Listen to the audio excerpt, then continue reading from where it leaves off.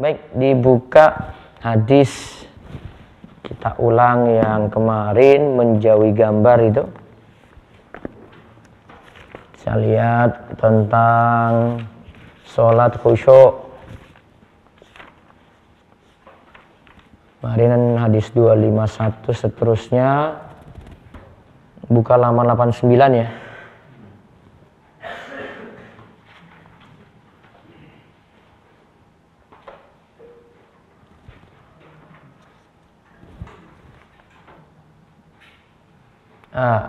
Nanti kita lihat kemarin hadis 257, 258, 259 sampun je? 259 ya. Saya bacakan ulang hadisnya. Dari Anas radhiyallahu anhu qala Rasulullah sallallahu alaihi wasallam, "Idza kana ahadukum fi sholati fa innahu yunaji rabbahu fala yabzuqanna baina yadayhi wala an yaminihi walakin an shimalihi tahta qadamihi." Muttafaqun alaih. Ini tentang munajat dulu. Apabila seorang di antara kalian sholat, sebenarnya ia sedang bermunajat kepada Rabb-nya, maka janganlah sekali-kali ia meludah ke hadapannya dan jangan pula ke samping kanannya. Namun ludahlah ke samping kiri di bawah telapak kaki.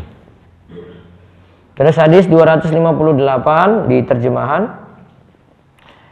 Dari Anas juga, ia berkata, "Kana kiramun li Aisyata radhiyallahu anha satarat bihi janiba baitiha. Faqala an-nabiy sallallahu alaihi wasallam amiti anna kiramaki hadza fa innahu la tazalu tasawiruhu ta'ridu li fi sholati." Rawahul Bukhari. Aisyah itu mempunyai tirai. Tirai ini digunakan untuk menutup samping rumahnya. Maka Nabi sallallahu alaihi wasallam itu bersabda, "Singkirkanlah tirai ini dari kita." Karena sungguh gambar-gambar ini menggangguku dalam sholatku. Tirai tadi itu ada gambar, gambarnya itu mengganggu. Diriwayatkan oleh Al-Bukhari. Terus hadis 259, wattafaqu ala hadisihima ala hadisiha fi qissati an bijaniyati Abi Jahmin wa fihi fa innaha alhatni an salati. Al-Bukhari dan Muslim juga sepakat atas hadis Aisyah tentang kain anbijaniyah yang dihadiahkan kepada Nabi dari Abu Jaham. Dalam hadis tersebut disebutkan, sesungguhnya ia melalaikanku dari sholatku.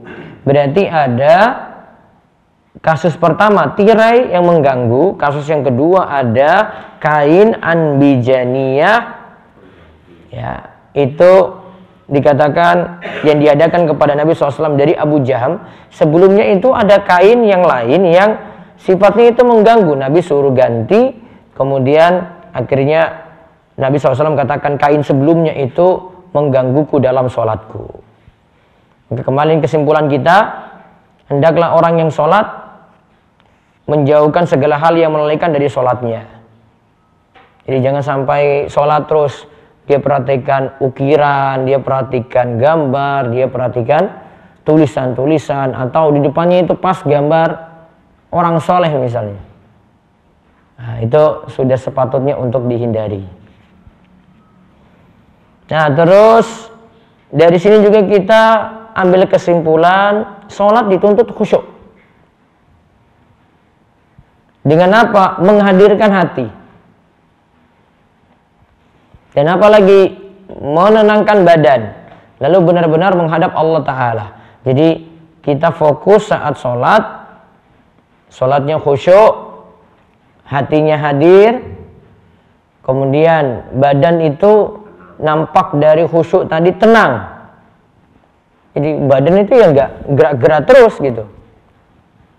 Makanya kemarin kan saya pernah sebut kalau syarat dalam mazhab Syafi'i itu bergeraknya itu berapa kali? 3, namun berturut-turut. Ya.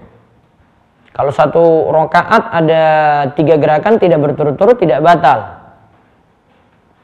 Jadi sikapi pendapat tuh jangan berlebihan juga. Ya, orang 3 kali gerakan nggak berturut-turut jangan disikapi seperti berturut-turut. Rakaat 1, rakaat 2, 3 ya beda. Kalau dia gerakan di rakaat 1 dia garuk kepala, rakaat kedua pegang baju, rakaat ketiga pegang sarung gitu. Ya beda. Nggak dianggap satu. Nah ini. Terus disunahkan pada orang yang sholat untuk memandang tempat sujud, tidak melihat ke yang lainnya.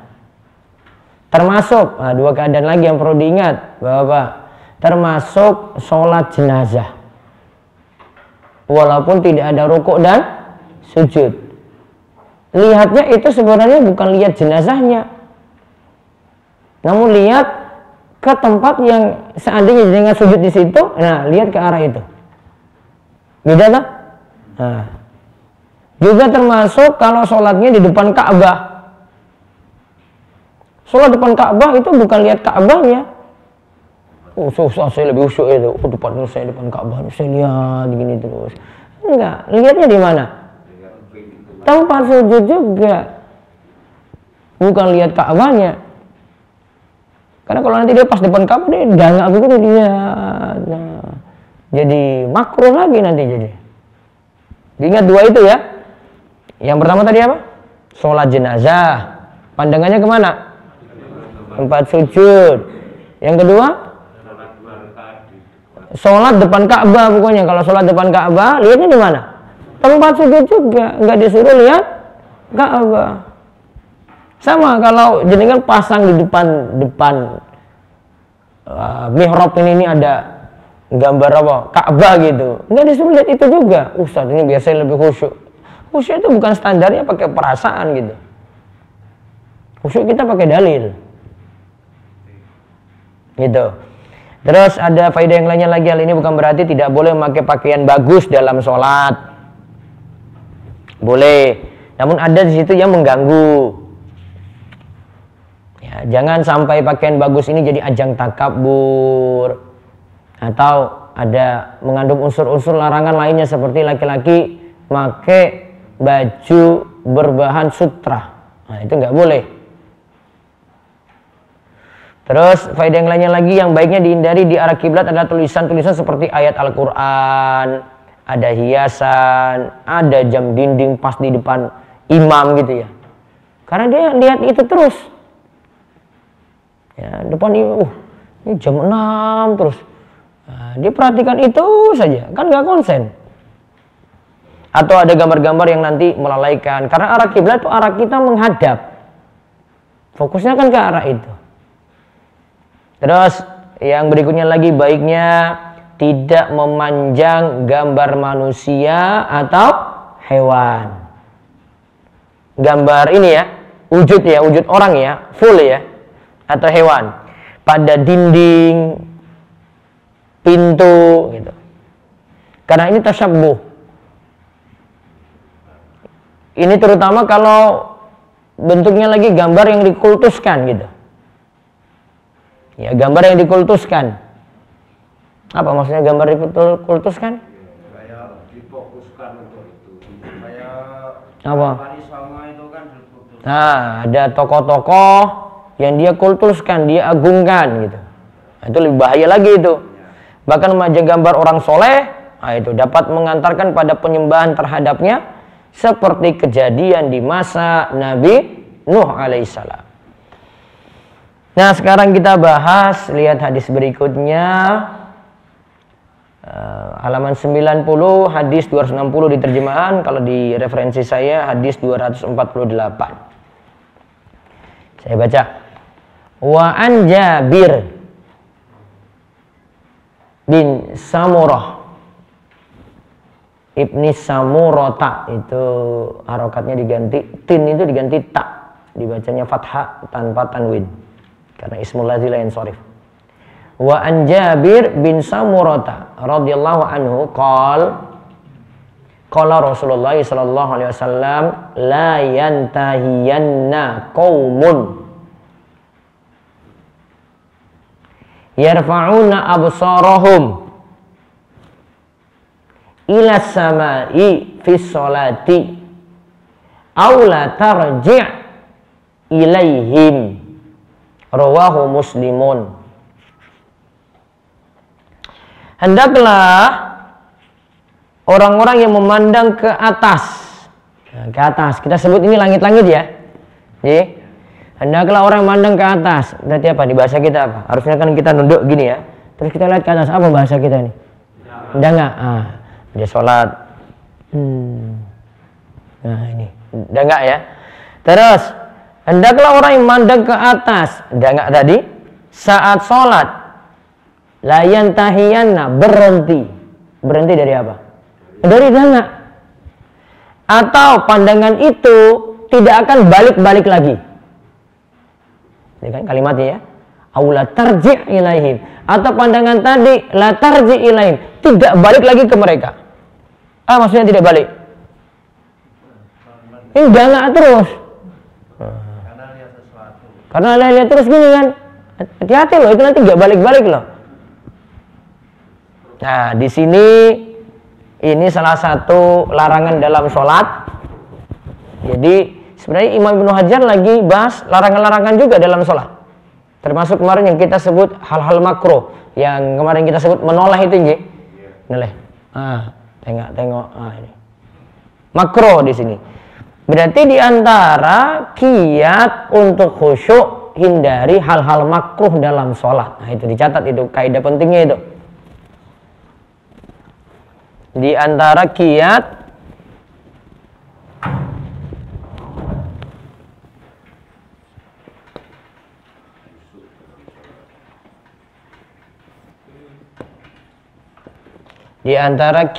khusyuk apa? Menghindari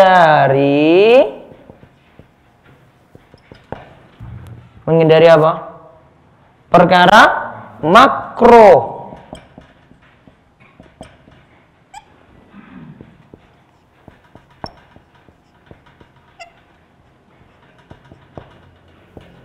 Dalam apa? Sholat.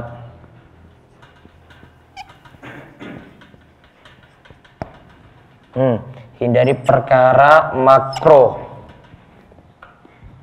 Kiatnya.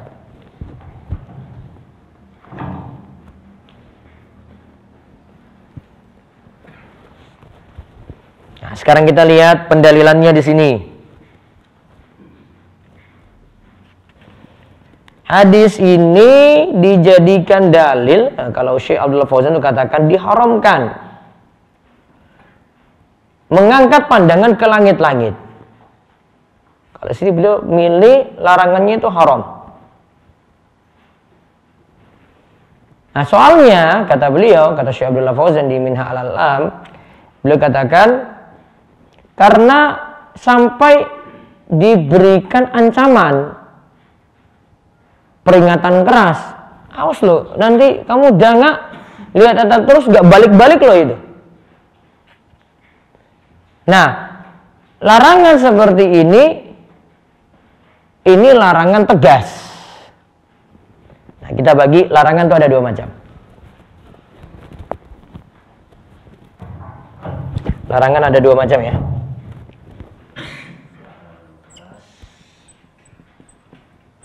Ada larangan haram, ada larangan makruh. Haram konsekuensinya apa? Dosa. Kalau makruh tidak berdosa tapi baiknya ditinggalkan. Baiknya ditinggalkan ya. Sekarang makruh dibagi dua lagi. Makruh bagi dua lagi. Ada namanya makruh tanzih.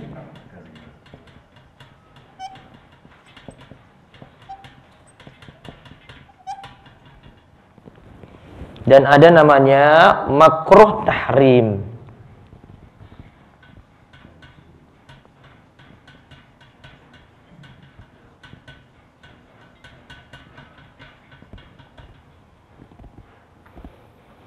Nah, kalau makruh tanzih itu dilarang tapi tidak sampai berdosa. Ini sama dengan istilah makruh sendiri ini. Yang ini ya.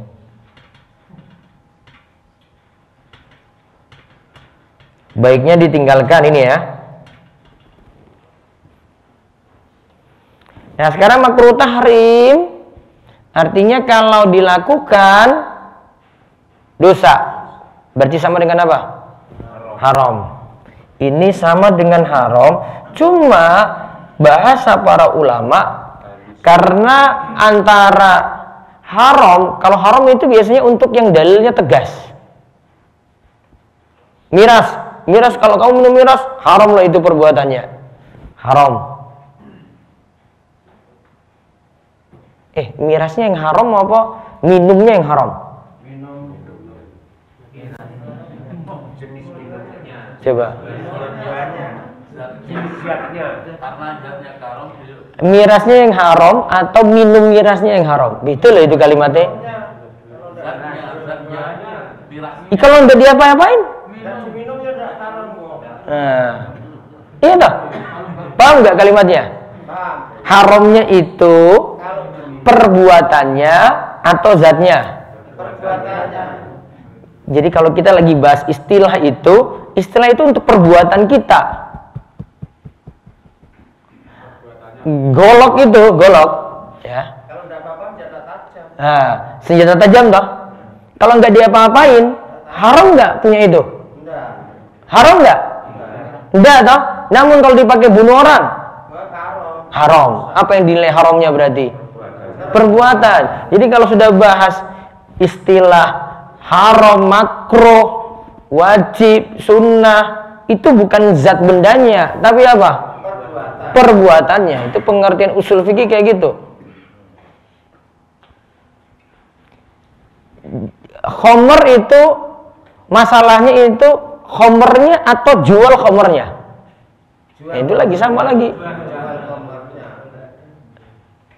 Beda nggak? Ya beda.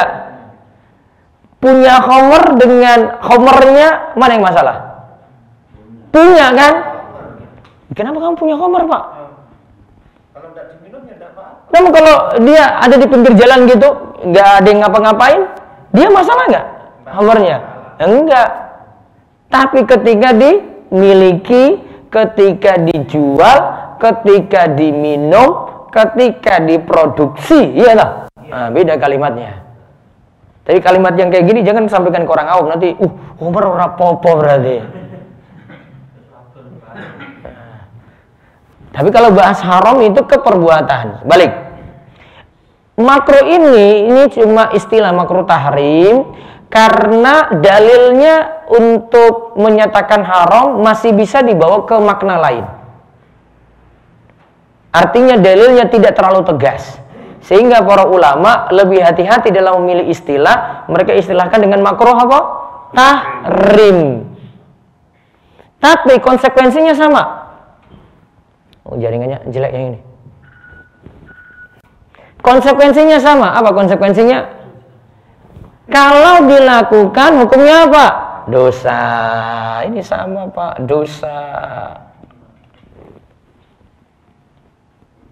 Itu.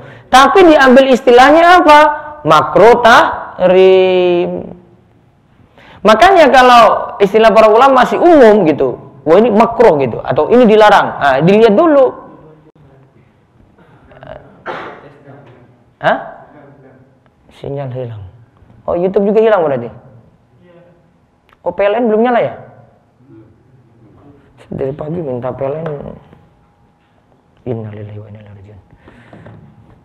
Kayak gitu ada sinyal tuh. Mau telepon juga nggak bisa. Ya, kartu apa?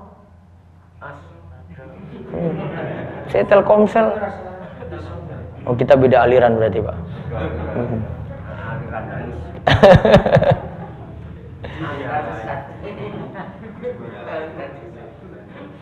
Wifi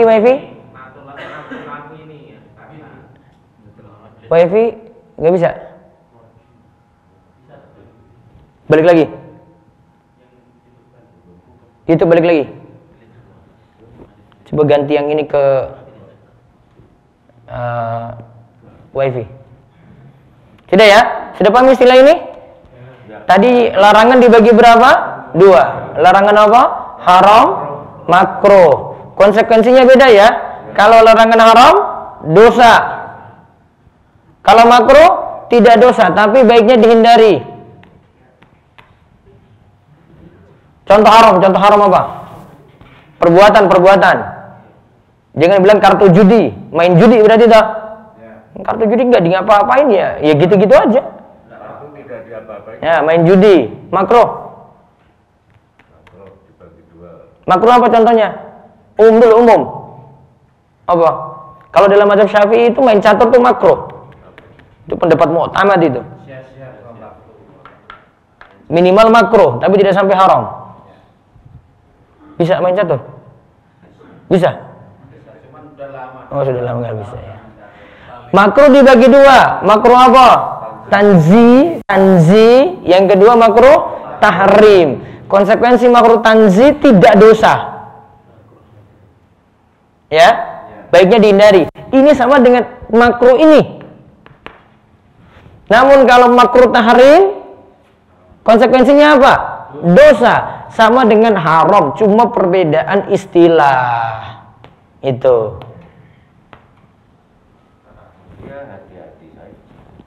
Hati-hati saja.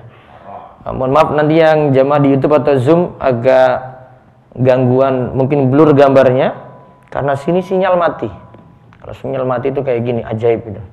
Tiba-tiba hilang aja. Mohon maaf. Baik, kita balik lagi. Masih ke pembahasan hadis 260 di terjemahan tadi. Dari Jabir bin Samurah, hendaklah benar-benar berhenti orang-orang yang memandang langit waktu sholat. Ingat ya, sambil sholat. Atau pandangan itu tidak akan kembali kepada mereka. Pandangan itu apa? Tidak akan kembali kepada mereka. Nah, lihat faedah yang lainnya lagi. Larangan ini, nah ini rinci lagi nih, berlaku ketika berdiri, ketika iktidal berarti bangkit saking rukuk nih, atau di keadaan yang lainnya di dalam sholat. Karena ini paling mungkin nih orang dangak itu, berarti lagi baca surat, juga setelah bangkit saking rukuk. Nah, biasanya dangak gini.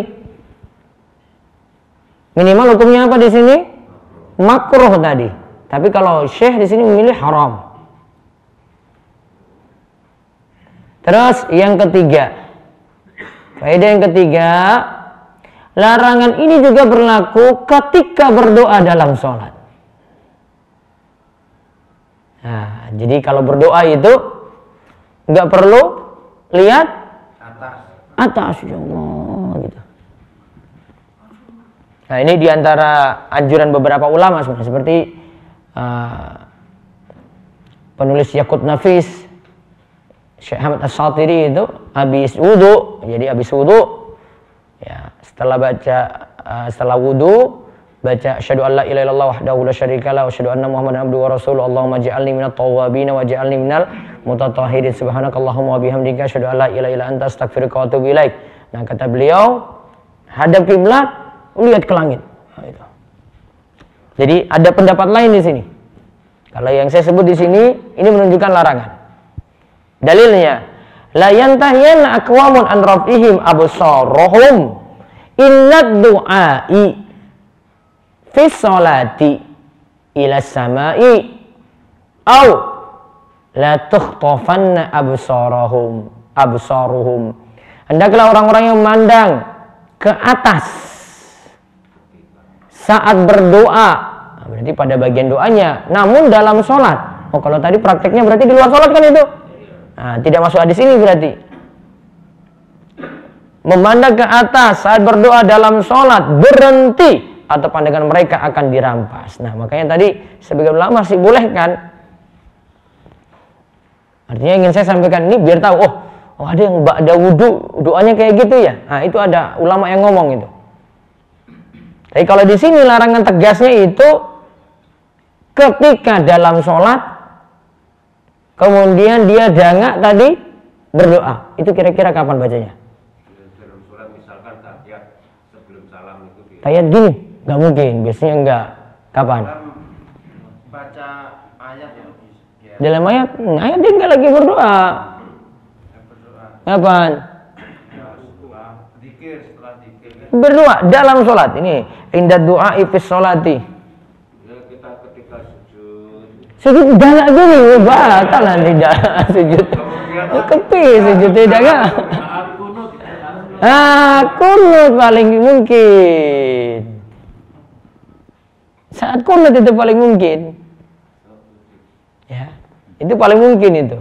Tapi kalau yang saya tahu orang yang kunut dia tidak angkat kayak gitu. Karena larangan ini ada. Itu paling mungkin itu. Karena dalam sholat toh, itu paling jelas. Soalnya kalau di sujud berdoa ya nggak mungkin ini masa hayalannya tinggi. Basalah Pak sholatnya batal malahan. Ini orang nempel kok.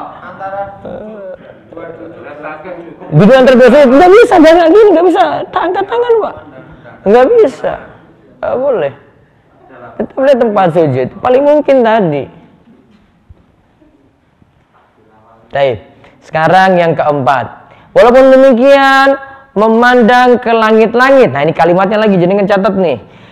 Memandang ke langit-langit saat sholat tidak membatalkan sholat. Tadi kalau dihukumi haram atau makruh, kesimpulan hukumnya lagi apa? Tidak batal. Nah, berarti kesimpulan lain, lihat. Jadi tidak semua larangan dalam sholat itu sholatnya batal, Pak.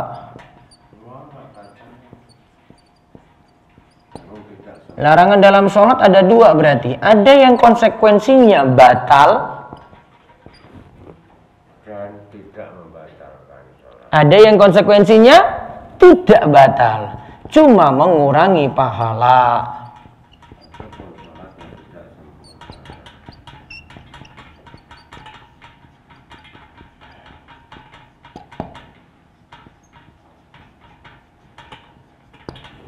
Batal misalnya apa? Berbicara. Ini larangan lah. Batal nih. Maksudnya tidak membaik bahasa sholat bicara. Ya kan? Berbicara. Apalagi Berdoa. dalam sholat berjamaah. Apa yang buat sholat makmum itu batal? Tadi sudah banyak bergerak ya. Kita banyak bergerak. Ini batal ini ya. Ini bukan tidak batal loh. Ini batal ya. Banyak bergerak. Kemarin syarat mazhab berapa? Lebih dari 3 kali. Berapa? 3 kali minimal. Yang berturut-turut di luar kebutuhan. Iya toh? Di luar kebutuhan. Maksudnya kalau dalam keadaan darurat butuh untuk gerak, boleh atau tidak? Boleh. Copot nyamuk misalnya. Namun ada yang di sini banyak geraknya itu dikritik ulama Syafi'iyah ini. Tapi sering dilakukan, bahkan anak-anak ngaji ini. Kalau ini dikritik yang banyak gerak tadi 3 ya. Jadi sop depan kosong. Ya mungkin di sini nih. Sini nih. Nggak jauh nih. Ini orangnya batal. Ini orangnya keluar pakai sutroh tadi. Sini juga pakai sutroh. Di akhirnya maju itu. 1, 2, sudah berapa? 3, 5. ini panjang banget nih, nggak mungkin dia paling 4, 5. Berapa gerakan? 5. Berturut-turut nggak? Berturut-turut. Batal. Tapi kalau pas di depannya 1 langkah yang Apalagi kalau memakai pendapat hukum sutroh yang kita bahas kemarin sunnah. Dia kejar sunnah, kemudian lakukan gerakan tambahan yang lebih daripada 3 berturut-turut. Apalagi yang saya perlu ingatkan ini, nanti jenengan ingatkan jamaah ya. Ini sholat berjamaah nih. Kalau takbir, ini takbiratul ihram saja. Untuk takbiratul ihram, apa takbiratul ihram? Takbir pertama, Ji. Takbir pertama tidak boleh mendahului imam.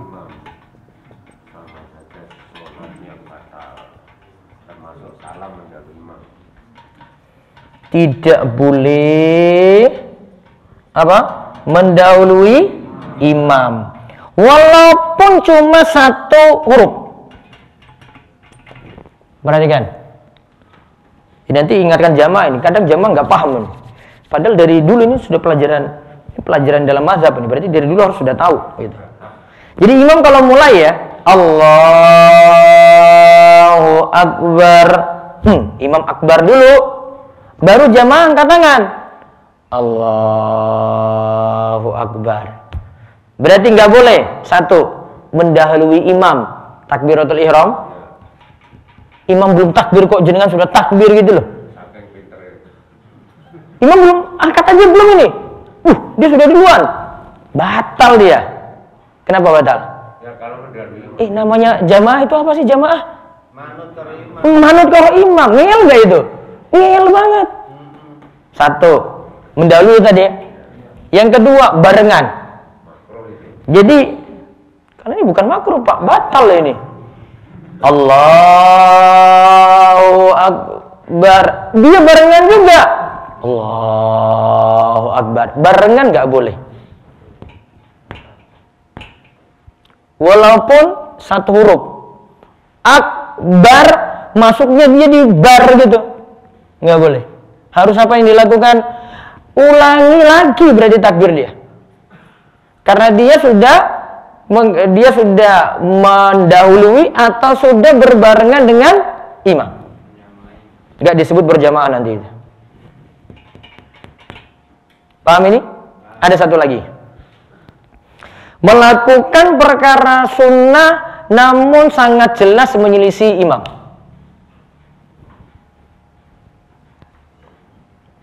Melakukan perkara sunnah ya, yang itu begitu kelihatan menyelisih imam. Contoh, ini paling mungkin kalau imamnya itu dalam keadaan lupa tasyahud awal. Saya pernah terangkan, Ji, imam duduk, sudah aman kan? Bisa jadi makmum berdiri dah. Ada mungkin lupa. Ada mungkin lupa ya. Nah, ini kalau ini kondisi ini agak beda nih. Ya. Kondisinya masalahnya kalau dia lupa, apa yang dia lakukan? Balik kemana? Duduk. Karena lupa ya.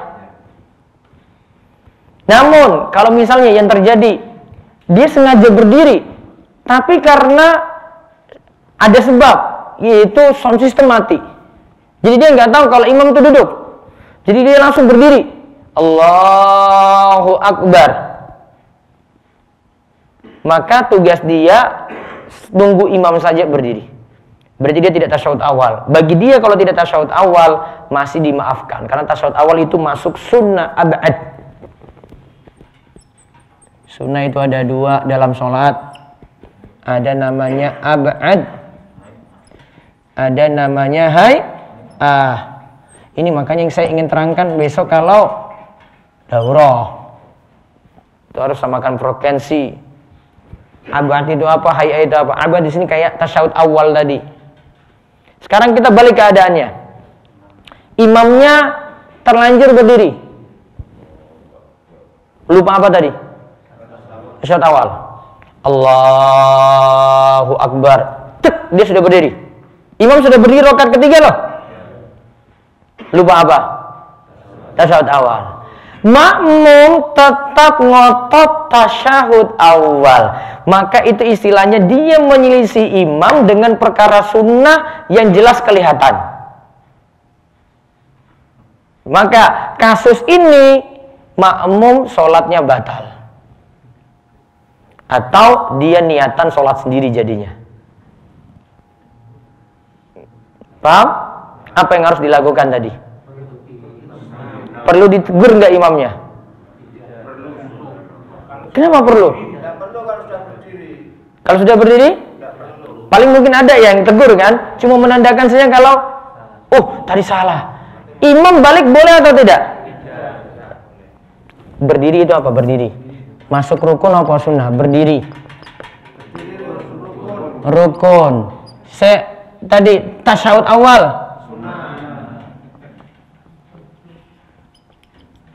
Boleh nggak kejar sunnah, tinggalkan rukun sing wajib?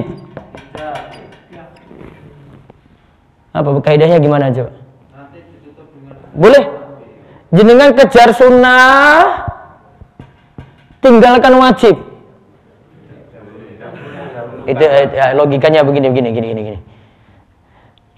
Jenengan pergi jalan-jalan sudah, atau pergi dakwah aja deh, keliling-keliling deh. Istri nggak makan di rumah, boleh? Boleh? Boleh? Paham nggak? Kenapa nggak boleh? Minimal itu sunnah tau? Sunnah dikejar, tinggalkan apa? Dosa nggak? Dosa. Wes. Kayak gini tuh ceritanya itu. Dia kejar apa tadi? Sunnah, ninggal ke? Wajib. Kalau dalam sholat boleh nggak? Ya nggak boleh. Sudah berdiri, ngadep, tek. Mau turun, gimana?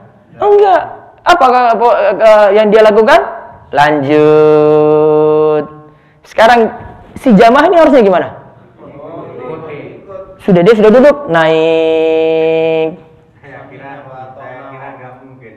Kalau imam salah ataupun lupa tadi, kemudian seluruh makmum itu ikut, saya kira nggak mungkin. Ini yang kita harus edukasi. Ini yang jamaah dengan imam itu harus sefrekuensi. Itulah masalahnya kalau jamaah sama imam orang satu frekuensi toh. Kayak gitu tuh jadinya itu. Tapi kalau sudah imamnya diingatkan oleh makmumnya, Nggak balik, lanjut. Kecuali belum berdiri. Gini tak? Mengadep tak? Allah, subhanallah. Belum. Kan belum rukun. Baru mau naik rukun tak?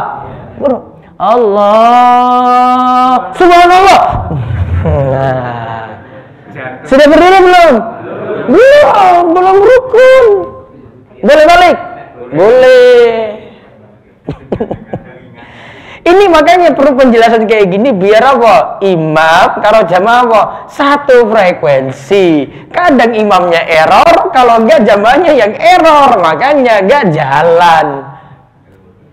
Betul enggak? Guru kecil itu belum paham ini kok. Pokoknya ada yang subhanallah terus, imamnya udah mau turun-turun subhanallah terus. Ya kepiye imam juga bingung nih. Wah, aku wis ngaji. Ini simbah nih wis orang ngaji. Ini sudah benar. Tinggal apa nanti konsekuensinya? Sujud sahwi. Kalau tinggalkan sunnah abad ini nanti cuma sujud sahwi. Lakukan sebelum salam. Ingat bedakan ini masuk rukun loh. Yang ini masuk sunnah abad. Tadi. Jadi jangan menyelisih imam dalam perkara sunnah yang ketara itu kelihatan. Itu kelihatan beda sekali itu. Ya, kelihatan beda. Nah, pada saat bisa jadi imamnya juga belum tahu, tidak melaksanakan sujud. Itulah kalau imamnya juga nggak paham resiko banyak gitu. Bisa jadi imamnya nggak tahu, dia balik lagi toh satu. Kalau enggak, bingung juga dia lanjut terus. Orang sujud sahwi juga orang paham-paham. Itu imamnya juga butuh ngaji, makanya ngajinya itu bukan jamaah saya namun juga imam.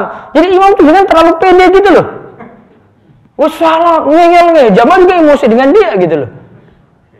Kadang juga imamnya emosi dengan jamaah juga. Kok jamaah orang paham? Ya karena nggak pernah diberitahu. Kayak gini ini aja kan jamaah nggak tahu nih. Takbir pertama tadi takbiratul ihram ya, kan tidak boleh bareng imam. Ada yang rata-rata itu mulai bareng gitu. Allahu Akbar. Dia juga seolah-olah kayak imam juga dia. Allahu Akbar bareng. Tunggu dulu. Suaranya keras lagi. Suaranya seru lagi. Tunggu. Sama dengan ini nanti ini bahasannya. Itu makanya saya ingin bahas Safinatun Najah itu. Karena rinciannya bagus. Oh gini. Imamnya tahu sholatnya benar, jamaahnya juga. Paham? Ini ya? Tahu ya? Nah, satu masalah. Nah, ini jenengan harus tahu. Jadi kalau dalam sunnah abad itu ada kunut subuh. Ya. Dalam sunnah abad itu ada kunut subuh. Konsekuensi dari ini adalah jika ditinggalkan mesti sujud sahwi. Taruhlah jenengan imam ini nggak pakai kunut ya. Maka nanti ada satu jamaah yang sudah biasa kunut dan yakin kunut itu adalah sunnah abad tadi ya. Sunnah abad itu menunjukkan bagian dari sholat. Maka nanti ada jamaah yang setelah sholat subuh, jenengan mau salam atau dia mau salam, dia nanti memilih untuk sujud sahwi. Kenapa? Karena imam tidak lakukan itu, dia mesti lakukan. Sehingga dia tutup dengan sujud sahwi. Yang tepat dia bukan ulangi sholat. Tapi apa? Cuma sujud sahwi. Itu ada nanti. Dimaklumi aja. Tapi bukan ulangi sholat. Karena meninggalkan apa? Sunnah abad. Bukan meninggalkan rukun. Beda. Bagi yang melakukan sujud sahwi, apakah itu tidak berarti menyelisih imam? Tidak, dia tidak menyelisih imam untuk itu. Karena itu menurut keyakinan dia. Saya sampaikan ini biar jenengan tahu. Dia sujud sahwi. Oh, memang keyakinannya itu tuh. Dan itu salamnya juga tidak mendahului imam. Salamnya Tidak mendahului. tidak mendahului imam karena dia telat. Bisa. Tapi ada prakteknya dia ulangi sholat. Saya masih tanda tanya itu. Menurut dia kenapa sholatnya? Karena sholatnya nggak batal. Minimal dia melakukan makruh. Kalau dia menurut dia untuk imam itu berarti imamnya melakukan makruh karena tinggalkan sunnah abad kan. Minimal imamnya itu pahalanya saja tidak sempurna, tapi bukan batal karena bukan rukun. Ya, kunut subuh bukan rukun, namun masuk apa? Sunnah abad itu. Biar tahu fenomena di masyarakat nanti. Dengan tahu sikapnya juga. Jadi kalau ada kayak gitu tuh nggak usah kaget gitu. Ada kayak gini ya. Nah, itu tahu itu. Coba kita baca lagi lanjutannya. Tadi memandang ke langit-langit, batal sholat atau tidak tadi? Pendapat terkuat tidak batal. Berarti masuk yang sana ya. Berarti kalau dia lakukan, taruhlah itu haram, enggak, ya, sholatnya tidak batal. Tapi dalam satu rakaat itu cuma sekali, kalau 3 kali yang batal. 3 kali berturut-turut itu hitungannya bukan hitungan 1 rakaat. Setelah 1 rakaat itu 3 kali berturut-turut melihat ke atas dulu. Nah, itu baru batal. Berturut-turut ya syaratnya ya. Kalimat berturut-turut paham betul? Banyak gerak tadi. Bersambung. Ini lanjut ini 3. Gitu. Kalau terpisah, pas berdiri dia pegang pecis. Satu toh. Dia gini, 1. Pas ruko, sarungnya diperbaiki. Itu sudah beda lagi hitungan. Mulai 1 lagi. Pas sujud, ya pegang sesuatu lagi. Ya, itu sudah beda lagi hitungan. Namun kalau ada 1 gerakan, tidak perlu 3 gerakan, Pak. Cuma 1 gerakan saja, main-main, batal. Contoh main-main gimana? Pas sujud, 1 gerakan dia tarik kaki temannya di depan. Cek. Nah. Pak, itu nggak usah dihitung 3, Pak. Kenapa nggak dihitung 3? Harus main-main itu. Batal nggak? Batal. Orang nilai dia nggak sholat. Jadi jangan pakai standar 3 terus juga. Bisa 1 batal, Pak. Contoh 1 batal, ini ringan ini. Tapi main-main. Ya. Dia coba gini, kedip. Gitu. Kasih isyarat gini. Ini isyarat atau main-main aja gitu. Batal, Pak. Ya. Dia kedip gitu. Pak Parjo lewat, ada Pak Sudar sholat gitu. Gitu. Batal sholatnya. Batal itu. Kedipan mata, Pak. Apa tujuannya tadi? Main-main tak? Batal. Sama seperti cuma 1 gerakan aja. Narik tuh teman depan. Cek gitu. Kurang aja dari belakang ini kan. Batal gak sholatnya narik tadi? Batal dia sholatnya. 1 gerakan. Ya, yang ditarik. Kalau dia nambah lagi, tendang lagi di belakang, batal lagi ya. Dia reaksi, balas lagi tendang, batal. Udah terima.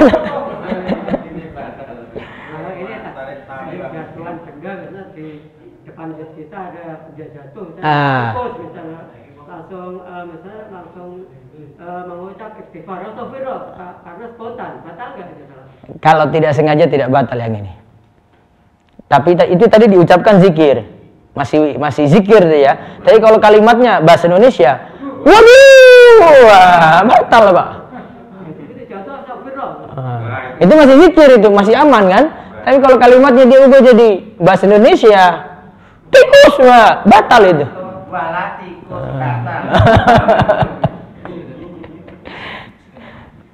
Nah, pembahasan kayak gini, rincian pembatal tadi ada di Safinatun Najah. Nanti akan tahu, oh rinciannya kayak gini toh. Masih ngambang ini. Kaidahnya ada. Makanya besok Jumat ngaji. Tapi hari Jumat nanti akidah dulu, hari Sabtu Ahad baru yang fikihnya. Baik, terus berikutnya lagi. Mandang ke langit-langit menandakan tidak khusyuk. Betul nggak tidak khusyuk? Iya. Kok begini terus gitu? Ini apa? Sholat kayak begini kan? Dia nggak fokus, dia nggak khusyuk dalam sholat. Faedah berikutnya lagi. Kemudian faedah yang lainnya lagi yang diperintahkan dalam sholat adalah memandang ke tempat sujud. Baik ketika jadi imam, makmum di belakang, atau sholat sendirian. Memandang kemana tadi? Tempat sujud. Kecuali saat tahiyat. Kalau tahiyat itu kalimat hadisnya gini. Pandangan beliau tidak melebihi isyarat telunjuk beliau. Jadi dia lihat. Asyhadu an la ilaha illallah. Dia lihat. Di rumah terus itu jari telunjuknya. Bukan lihat ke tempat sujud depan, bukan. Namun lihat ya isyarat jarinya tadi. Beda kan? Ini beda ya. Nah, kondisi lainnya gimana kondisi lainnya? Lihat ke tempat sujud. Tadi ada 2 keadaan bahkan ya tadi ya. Saat sholat apa tadi? Jenazah sama sholat di depan Ka'bah. Kemudian faedah yang terakhir mengenai hukum memandang ke atas langit-langit saat berdoa di luar sholat. Nah ini. Kalau ini lagi bahas, Syekh Abdullah Fauzan lagi bahas hukum memandang ke atas ya dia saat berdoa di luar sholat bagaimana? Karena tadi yang di dalam hadis itu baru di dalam sholat. Dasar pemahamannya adalah kenapa sebagian ulama itu anjurkan memandang ke atas. Di antaranya penulis Bulughul Maram, Ibnu Hajar. Penulis Bulughul Maram ini menyatakan boleh menghadap ke atas saat berdoa di dalam sholat. Namun menurut ulama yang lainnya seperti Syekh Abdullah Fauzan yang saya pakai rujukannya untuk penjelasan Bulughul Maram ini mengatakan tidak boleh. Berarti ada beda pendapat saja ya. Alasan tidak bolehnya adalah satu, pendapat yang menyatakan mengangkat tangan ke langit itu karena berdasarkan dalil. Sedangkan dalilnya itu tidak kuat. Satu. Yang kedua, yang dilakukan oleh Rasulullah SAW kalau berdoa itu menghadap ke menghadap kemana? Berdoa kiblat. Ya, menghadap ke kiblat. Namun bukan wajib. Sunnah. Yang wajib ketika apa? Sholatnya. Kondisi lainnya yang wajib lagi kapan? Menghadap kiblat. Keadaan di luar sholat, yang wajib menghadap kiblat kapan lagi? Atau kencing tidak boleh. Itu menghadap membelakangi. Nah. dilarang. Nah, disamakan dengan sholat itu namanya. Ada lagi tempat yang lain di luar sholat. Menghadap kiblat, minum air zam-zam. Tidak wajib, yang saya katakan wajib. Kalau tidak menghadap perlu diulang. Apa? Jenazah itu pas dikubur ngadap mana? Wajib apa sunnah? Wajib. Seandainya sudah dikubur tidak dihadapkan kiblat, ya, dibongkar kuburnya, dibalik. Itu. Sampai-sampai ulama Syafi'i itu ceritanya gini. Jadi ada ibu punya bayi. Bayi itu posisi perutnya, bayinya itu menghadap mana? Ke bawah. Hah? Ke muka sini loh. Kalau bayi ya. Nah, berarti kalau pas mati, ini ceritanya, ibunya ini non muslim, tapi anaknya itu muslim, karena mungkin ikut bapak. Sekarang posisi jenazahnya gimana? Dibalik. Anaknya yang dihadapkan ke kiblat, ibunya yang ahli kitab itu dihadapkan berlawanan dengan arah kiblat. Nah, itu baru pas anaknya menghadap kiblat. Sampai gitu mikirnya. Nah, kalau tidak dihadapkan ke arah kiblat, sudah telanjur dikubur, apa yang dilakukan? Apa yang dilakukan? Dibongkar kuburnya. Berarti salah satu alasan kubur boleh dibongkar ini. Ketika jenazah tidak menghadap kiblat. Selama belum berubah. Ini sudah 500 tahun, ya ngapain? 3 tahun aja udah. Iya nggak? Sama juga contohnya belum dimandikan.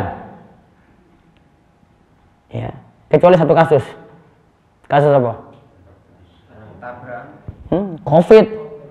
Gak usah bongkar-bongkar. Gaya-gaya masalah aja. Itu prosedurnya kayak gitu. Ini gak usah bongkar-bongkar kubur, mau ini mandikan lagi, sudah ditayamumkan dia. Kalau mandi gak bisa dimandikan, tayamumkan. Berarti kalau belum dan jenazah belum berubah ya catatannya ya, jenazah belum berubah, berarti dibongkar, dikeluarkan, dimandikan, baru dikuburkan lagi. Contoh lagi apa lagi? Boleh dibongkar. Otopsi bisa, penting. Apalagi ada barang yang keikut ke kubur dan barang ini milik orang lain. Orang lain ini nuntut barang itu harus kembali. Ternyata pas ini itu sampai dibahas oleh ulama Syafi'i itu sampai pun ada yang ditelan. Ini, tapi yang nuntut ini gila kalau nuntut kayak begini nih masalahnya ini. Kurang mikir ya itu. Tapi ada kasus kayak begitu diceritakan. Berarti memang ada gitu. Ada yang mungkin ikut ketelan. Pokoknya itu diurus, ditarik gitu. Nah, dibongkar kuburnya, ditarik gitu, baru kemudian ya dia dikuburkan lagi. Jadi kalau ada alasan darurat boleh. Nah, penjelasan ini ada juga di Safinatun Najah. Lengkap pembahasannya. Kayak gini-gini tuh masalah-masalah terpecahkan. Bukunya kecil tapi jawab masalah-masalah gitu loh. Kayak besok Jumat Sabtu Ahad hadir. Nah, balik ke sini. Berarti kiblatnya doa, arahnya doa itu kemana? Kiblat. Tidak perlu menghadap ke langit, ke atas. Namun kalau ada yang menghadap ke langit, nah itu dasar pendapatnya tadi dari pendapat Ibnu Hajar. Ya, ini dari pendapat Ibnu Hajar Al-Asqalani. Yang penulis sebelum haram tadi itu boleh kan? Jadi ada dua pendapat dalam hal ini. Jadi biar tahu saya, saya enggak ini, saya tetap berdoa menghadap kiblat. Kalau ada itu ikut pendapatnya Ibnu Hajar itu. Jadi lebih utama malah menghadap kiblat. Ya, menghadap kiblat. Daripada cengeng ke atas. Iya. Sama kalau di depan Ka'bah juga sama, Pak. Menghadap mana? Ka'bahnya berarti. Itu lebih utama. Wallahu a'lam bishawab. Itu yang kita bahas tentang memandang ke atas saat sholat. Tinggal 2 hadis lagi, insya Allah nanti ba'da daurah baru kita bahas. Daurah pekan depan nanti bukunya sudah siap, itu sudah ditanggung donatur, tinggal datang. Bukunya 2. Kalau dulu punya buku Muslim tapi musyrik itu yang 1, yang kedua buku Safinatun Najah karya Syekh Salim bin Sumair Al-Hadrami, ulama Yaman, namun meninggal di Betawi di Jakarta. Betawi meninggalnya. Baik, ada pertanyaan enggak? Ya, Mbak Rois. Waalaikumsalam warahmatullahi wabarakatuh.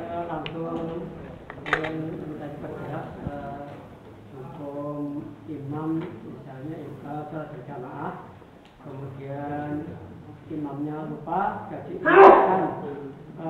makmum, tapi imam masih berdiri, kita berdiri itu kan jadi disampaikan nanti imamnya disukai dengan sujud sawi. Tadi meninggalkan tasyahud awal ya.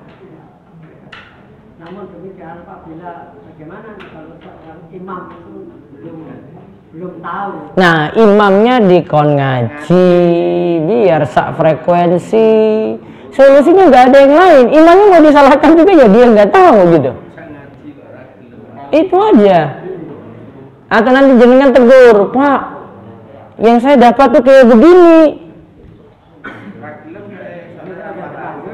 Ya sudah, yang sudah terlanjur ya sudah, biarlah berlalu. Iya, kalau sudah terlanjur berdiri, berdirinya sudah sempurna, ikut berdiri untuk jamaah. Tapi kalau berdirinya belum sempurna, duduk lagi. Mana lagi ada? Ya. Waalaikumsalam warahmatullahi wabarakatuh.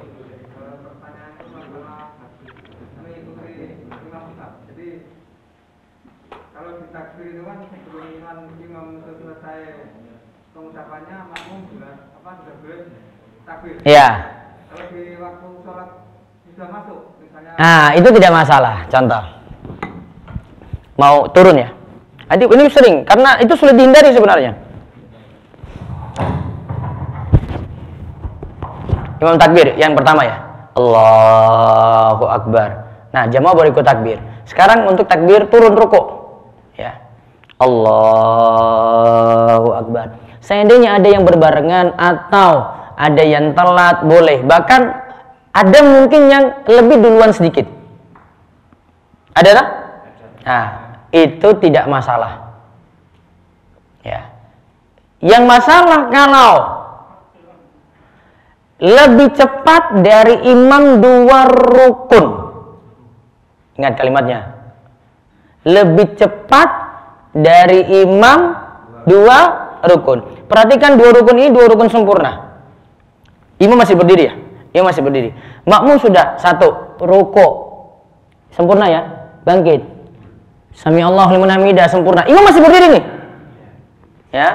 Sami Allahu liman hamidah. Imam mau turun. Makmum mau turun sujud. Imam masih berdiri. Berarti dia sudah lakukan 2 apa tadi? 2 rukun sempurna. Iya kan? Rukuk sama apa? I'tidal. Dia mau turun sujud, imam baru mau turun rukuk, batallah sholat makmum. Sama seperti telatnya 2 rukun, kebalikannya berarti. Imam sudah mau turun sujud, makmumnya masih baca surat, batallah sholat makmum. Jadi kaidahnya ingat ya, tidak boleh lebih cepat, tidak boleh lebih lambat. Kalau itu sampai 2 rukun, maka sholat makmum jadi batal. Standarnya 2. Namun kalau ada yang berbarengan, tidak sampai dihukumi batal. Atau lebih cepat sedikit. Nah, ini lebih sering ditemui. Misalnya imam mau turun sujud. Kadang kan imam itu bacanya gini. Dia mulai dari mau turun sampai pas gerakan sujudnya dia panjangkan bacaan. Dia dari ini ya, dari berdiri ya, i'tidal ya. Allahu Akbar. Tuh. Karena dia ikuti pola ini, ada makmum pasti lebih dulu ada. Ya. Itu masih dimaafkan kalau untuk sholat berjamaah. Karena sulit dihindari. Lebih cepat makmumnya. Allahu Akbar. Kalau merampungkan Al-Fatihah, makmumnya merampung. Apa tadi? Sebentar. Tadi gimana? Allahu Akbarnya di mana? Ya kalau imam tadi kan Allahu Akbar cepat. Lah kalau makmumnya itu banyak masalah. Allahu Akbar. Kalau makmum nggak masalah, ini imamnya. Tapi yang kurang tepat kalau Allahu Akbarnya sudah sujud.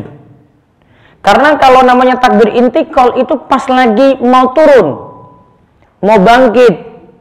Bukan sudah setelah baru Allahu Akbar. Maka jangan imam niatannya supaya makmum tidak dahului saya, imamnya nanti pas sujud baru dia takbir. Nggak tepat. Karena tidak disebut lagi intikal. Intikal itu lagi berpindah. Allahu Akbar. Bukan mau sampai sini baru Allahu Akbar. Nggak tepat itu. Bukan intikal lagi namanya. Walaupun itu sunnah.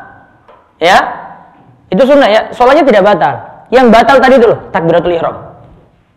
Kalau salah di sini nih. Kalau takbir intikal nggak ketat batalnya. Paham? Jadi bedakan itu ya. Kadang bangkit juga dari sujud dia panjang itu. Ini.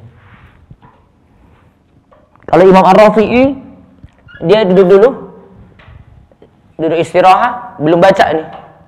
Imam Ar-Rafi'i ini. Kalau bangkit baru dibaca Allahu Akbar. Itu. Duduk istirahat nggak baca. Sujud, duduk istirahat.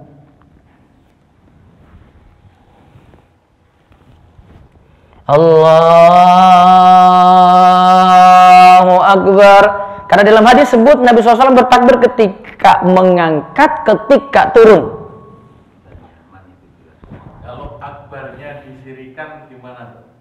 Akbarnya? Bacaan takbir ada juga orang yang Allah. Gitu. Akbarnya entah itu dilafalkan. Kalau tidak baca akbarnya sholat, takbir intikal ya tidak batal. Tapi kalau takbiratul ihram batal. Karena takbir intikal sunnah. Beda. Tapi kalau takbiratul ihram itu salah, sudah selesai itu. Sholatnya rampung. Kalau tadi itu masih sunnah itu. Kalau salah di sini dia nggak fatal sampai membatalkan sholat. Ada lagi? Ya yang ini Pak. Ya. Waalaikumsalam warahmatullahi wabarakatuh. Yang kami tanyakan masalah mengingatkan imam. Apakah boleh mengingatkan itu setelah selesai sholat? Mengingatkan karena apa? Karena kesalahan. Misalnya ini sholat jenazah tapi yang dibaca itu bukan Fatihah tapi bahasa Jawa atau Nah itu nanti diingatkan ba'da sholat saja. Imamnya sholatnya masalah itu nanti. Baik Pak ya. Assalamualaikum warahmatullahi wabarakatuh. Waalaikumsalam warahmatullahi wabarakatuh. Yang saya tanyakan mengenai pemindahan kuburan karena di sini sudah sering terjadi. Itu hukumnya apa? Demikian. Hukumnya boleh kalau ada alasan darurat. Yang sudah terlaksana di masyarakat, yang umpamanya kuburan keluarga itu di tempat jauh, kemudian mengharap karena kuburan orang tua atau keluarganya itu selalu diziarahi oleh keluarganya, kemudian ada suatu pekerjaan atau perbuatan yang kuburan yang jauh itu diambil tanahnya, bahkan seharusnya bagaimana ataukah harus mengambil suatu anggota badannya yang sudah di dalam itu kemudian dibawa ke tempat yang dikehendaki, itu apabila terjadi seperti itu bagaimana hukumnya dan harus bagaimana pembawaan kuburan yang ada di jauh itu di tempat yang baru. Baik. Asalnya kubur tidak boleh dibongkar kecuali ada alasan darurat. Misalnya ada penggusuran tanah, ya kena JJLS kuburan itu, ya kuburannya kena JJLS. Konsekuensinya harus dipindah kan berarti. Nah, karena konsekuensinya harus dipindah. Jadi kalau ada alasan-alasan yang logis, yang masuk akal, masih dibenarkan, ya boleh dipindahkan. Namun kalau tidak ada alasan yang logis, ya mendingan di situ saja. Kecuali kalau mungkin sudah berubah jenazahnya. Jadi dalam waktu takziah katakan berdoa itu cukup dalam waktu yang tertentu untuk berdoanya itu. Maksud saya untuk waktu-waktu berdoa dalam ziarah itu di tempat manapun boleh seperti itu. Asalnya di tempat kubur tadi ziarahnya, tapi kalau mau berdoa secara umum di tempat manapun boleh. Tapi kalau dimaksud ziarah ya datangi kubur. Karena itu alasan itu jalur mungkin keluarga kita dari Kalimantan mungkin. Ya kalau alasannya cuma mau pindah saja karena terlalu jauh, ya kayaknya masih tidak darurat begitu. Karena di sini terjadi demikian. Wallahu a'lam, tidak terlalu darurat. Karena cuma ngambil tanahnya itu loh, Pak. ya botan itu jadi tidak memindahkan kubur, namanya memindahkan tanah. Gitu. Wallahu a'lam. Baik, saya buka dulu yang di Zoom. Silakan yang di Zoom mau bertanya. Ummu Zahra monggo. Ummu Zahra silakan. Bismillah, Assalamualaikum Ustaz. Ya, waalaikumsalam warahmatullahi wabarakatuh. Mau nanya tadi kalau imam lupa nggak tahiyat awal kan belakangnya harus sujud sahwi ya Ustaz. Iya. Kalau yang kondisi kedua itu yang imam belum sampai atas terus langsung duduk lagi ke bawah itu perlu sujud sahwi juga nggak? Tidak perlu. Karena dia belum dia kalau tidak sujud sahwi tidak masalah. Wallahu a'lam. Oh, baik. Satu lagi di luar tema boleh Ustaz? Iya. Mau nanya lanjutin yang kemarin itu kalau yang soal puasa Ramadan orang murtad. Ya. Kalau kondisinya itu berbeda, ini status orang tuanya itu Islam kejawen, jadi nggak ada apa ya namanya, nggak ada patokan ajakan dari orang tua untuk mengikuti ajaran Islam seperti sholat, puasa kayak gitu. Yeah. Apa itu dianggap Islam Ustadz atau agama kepercayaan? Kepercayaan. Atau keluar dari Islam? Itu kepercayaan. Jadi itu masih Islam Ustadz statusnya? Saya mau nyebut Islam belum bisa. Karena Islam punya syarat-syarat dan rukun-rukun. Jadi gitu. kalau masalah yang ditanyakan kaitannya dengan puasa, dia masuk Islam. Kalau dia dari kafir asli maka tidak ada qada. Namun kalau dia dari kafir murtad baru ada qada.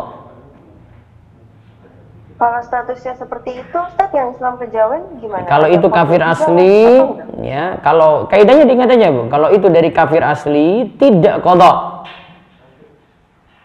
Gitu. Namun kalau dia dari kafir murtad disuruh qada puasa selama dia murtad tadi. Iya, yang saya masih belum paham itu Islam kejawen itu Islam atau bukan ya? Kalau saya sendiri belum menilai itu Islam karena Islam punya syarat dan rukun-rukun. Oh baik. Berarti digolongkan sebagai kafir juga ya Ustaz? Wallahu alam. Saya tidak berani menyatakan itu Islam juga. Gak usah dikejar-kejar saya Bu. Baik Ustaz. Ya. Baik Ustaz. Jazakallahu Ustaz. Assalamualaikum. Waalaikumsalam warahmatullahi wabarakatuh. Satu lagi Pak Rizanis, saking Jakarta.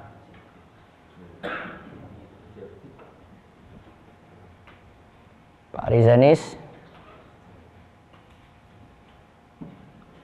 Baik, belum. Assalamualaikum warahmatullahi wabarakatuh. Waalaikumsalam warahmatullahi wabarakatuh. Ustaz, izin bertanya, kalau untuk azan itu yang subuh itu ya, itu kan ada as-salatu khairum minan naum. Ya. Itu kalau memang nggak dibaca itu kebetulan muadzinnya lupa nggak apa-apa ya, Ustaz? Iya, sunnah tidak sampai syarat azannya. Jadi kalau ada muazin lupa lafaz as-salatu khairum minan naum, masih sah azannya. Ya. Oh, oke. Terus sama ini Pak Ustadz, untuk muadzinnya itu sendiri habis azan ada, saya pernah dengar tidak perlu membaca doa setelah azan. Apa memang tidak tepat? Muadzin boleh baca doa setelah azan. Dibolehkan ya? Iya. Terus ini Pak Ustadz, ada hal yang terkait dengan, misalkan kalau kita dalam sholat itu ada sisa makanan mungkin ya, waktu itu mungkin untuk tidak membatalkan dilepeh ya Pak Ustadz ya? Dilepeh ya. Iya. Tapi kalau misalnya nggak sengaja tertelan gimana Pak Ustadz? Nggak. Kalau banyak batal.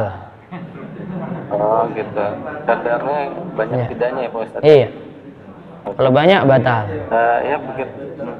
Ya makasih Pak Ustadz. Jazakumullah khairan. Barakallahu fikum. Assalamualaikum warahmatullahi wabarakatuh. Waalaikumsalam warahmatullahi wabarakatuh. Karena kalau nggak pakai standar banyak nanti dia makan tetap gitu loh. Iya kan? Harus pakai standar banyak. Ya, kalau ya. Baik, terakhir ini Bu Sylvia silakan. Bu Sylvia silakan. Assalamualaikum Ustaz. Waalaikumsalam warahmatullahi wabarakatuh. Mau nanya Ustaz, tadi kan yang tertinggal 2 rukun itu, kalau seandainya lagi sholat itu ketiduran gitu. Ketiduran dalam sholat? Ketiduran dalam sholat. Ya. Dalam tarawih kan gitu, ketiduran dalam sholat, dia lagi sujud, ketiduran. Ya. Nah, ketemunya lagi saat imam berdiri itu berarti batal. Kalau ketidurannya itu dilihat dulu tidurnya membatalkan wudhu atau tidak.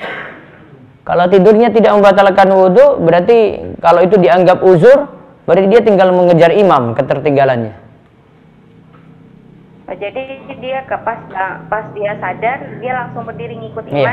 Kalau tidak, minimal niatnya niat mufarokoh, terpisah dari imam untuk sholat itu.